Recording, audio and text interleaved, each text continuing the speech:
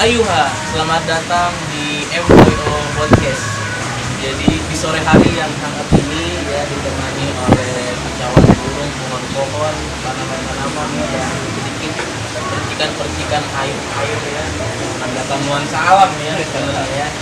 Jadi di sore hari yang hangat ini kita akan sedikit berbincang-bincang hangat nih mengenai MYO tersebut ya, apa itu MYO dan segala macamnya.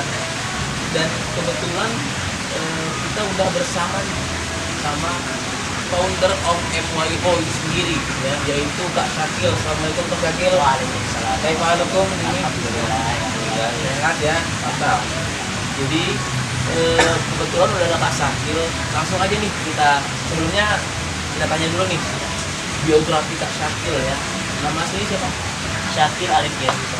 Syakil Alif Yanto Sofian. Ya, kalau Anda sendiri Syafwan Hawali Siregar, dipanggil Kak Ari ya. Jadi, oke, kita tanya dulu nih, apa sih biografinya nih Kak Syakil ini, bagaimana biografinya dari lahir di mana, tinggal di mana, sekolahnya bla bla bla bla bla ya. Oke, silakan Assalamualaikum. Pertama, saya lahir di Bekasi, walaupun memang orang tua asli Bandung. Oh, orang tua di Bandung, Sunda ya. Dan alhamdulillah yang satunya masih tinggal di Bekasi. Masih tinggal di Bekasi, tapi orang Sunda, wong Sunda. Ya. Jadi kalau di Bekasi itu kita mungkin kan keuntungan lebih nyatu sama orang Jakarta ya. Iya, jadi Iya, Betawi Betawi lah ya, Sunda. Betawi Sunda maksudnya ya. Terus kemudian sekolah di Bekasi juga. Enggak. Oh, enggak. Kebetulan 2 tahun yang lalu alhamdulillah udah lulus di Oh, pondok pesantren. Jadi Pak Syakil itu SD tapi di Bekasi. SMP kan SD SD di Bekasi. SD di Bekasi dong. Dia SD di Bekasi, SMP SMA-nya memutuskan untuk pesantren. Di mana tuh? Di Bogor. Apa nama pesantren?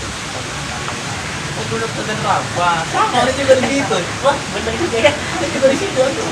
Angkatan berapa? Kayaknya kita sama deh. Oh iya. Oh iya, tukang nggak tahu juga ya. Jadi ya plot twist ya teman-teman. Kebetulan saya dan Kak Syakil ini adalah satu angkatan loh, pesantren Rafah ya. Dan Mungkin hari bisa duluan. ya saya resign duluan waktu kelas 1 SMA. Saya resign ya, tidak mengundurkan diri ya begitu ya. Tapi secara hormat dong, bukan secara tidak hormat ya. Gitu. Kemudian Kak Syakil sekarang kuliah, kesibukannya apa? Kalau kuliah sih belum. Jadi insya Allah nih mau doanya aja ya. Oh ya. Insya Allah beberapa waktu depan insya Allah mau kuliah. Kuliah luar negeri. Ya, di mana kira-kira? Kalau untuk di spill kayaknya bisa deh ya. Belum bisa di spill ya. Surprise aja gitu. Surprise aja nanti ya. Tapi keren juga Kak Syakil bisa untuk kuliah di luar negeri ya. Karena saya betul-betul kenapa saya mau kuliah gitu, karena memang saya itu bukan hanya mau mengikuti komunitas studi. Oh iya iya. Jadi ngomong-ngomong komunitas nih. Jadi apa sih sebenarnya MYO itu kepanjangan ya? Muslim veteran. Muslim Literator. Jadi Muslim veteran itu kan bahasa Inggris ya. Ini bahasa Indonesia aja. Bahasa Indonesia itu kan Muslim itu bahasa berarti namanya orator Muslim muda. Orator Muslim muda.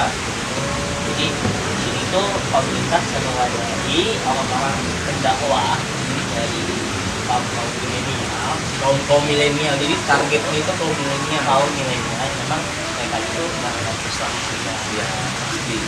Namanya Muslim itu agamanya Islam Iya, gitu ya.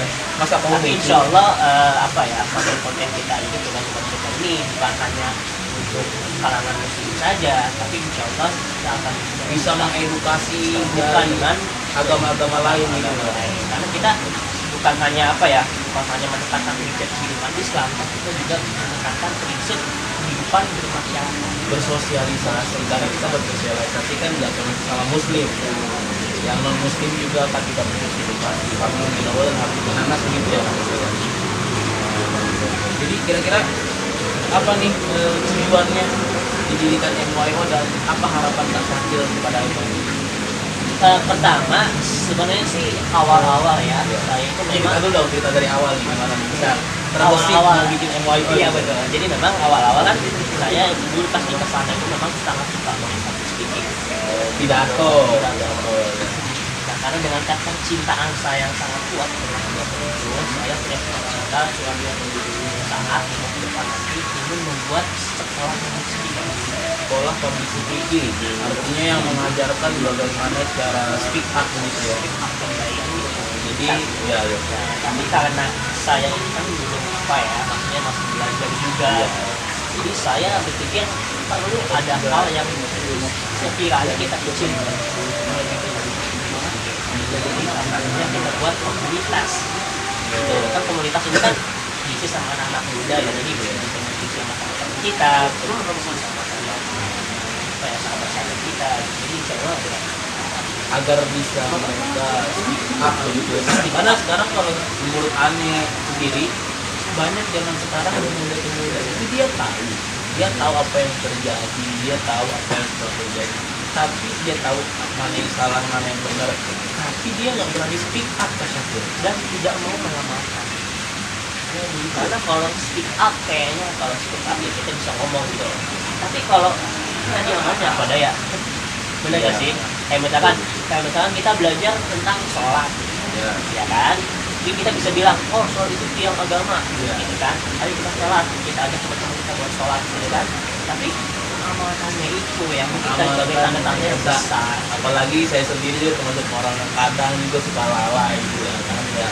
Saling mengingatkan. Ya, saya jujur bukan orang yang sholat juga masih kadang-kadang nggak tepat waktu gitu kan ya. Begitulah emang sebagai manusia. Tapi kita belajar bagaimana supaya nanti kita bisa bekerja dengan baik gitu kan. Iya bagus ya. Jadi ya memang sebagai anak muda memang harus diselingi dengan hal-hal positif gitu. Karena saya tuh sempat kayak merasa miris dengan keadaan kaum muda. Miris ya. Kenapa? Karena banyak dari mereka yang ini terutama yang mungkin yang begonnya itu begon pesantren gitu. Ketika mereka begonnya udah pesantren, tapi ketika mereka udah keluar Berubah 360 derajat. 180 derajat. 180 derajat ya. Iya. Berubahnya kiri gitu. Nah itu yang sangat miris gitu. Jadi kayak mereka gitu kan. Gini, apa ada pengaruh? Ada pernah berspekulasi kayak gini. Mungkin ya perubahan anak pesantren itu dipengaruhi oleh karena gini, dulu dia di pesantren petang apa segala macam kan apa tidak bebas lah jadinya.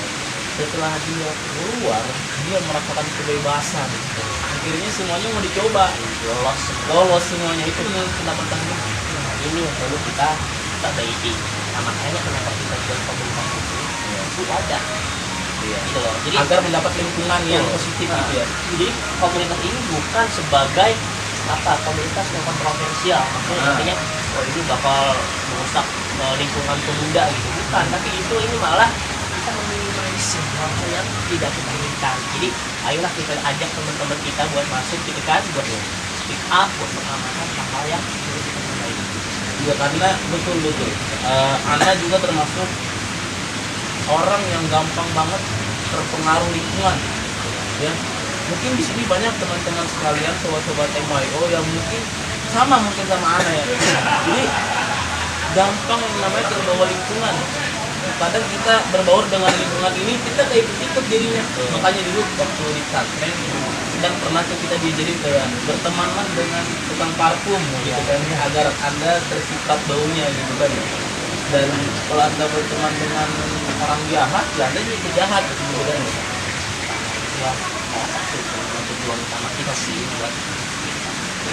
Jadi harapannya kaum milenial ini bisa apa ya?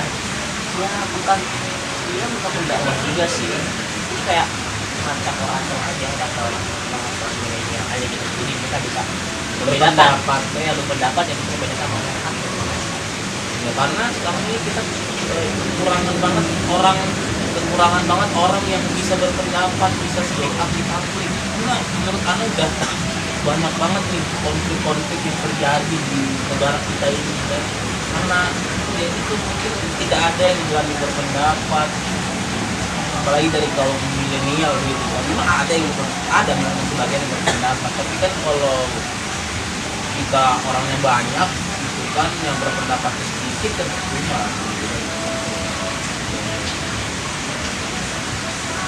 Oke, mungkin karena durasi yang tidak cukup kita lanjut di part 2. Oke. Dan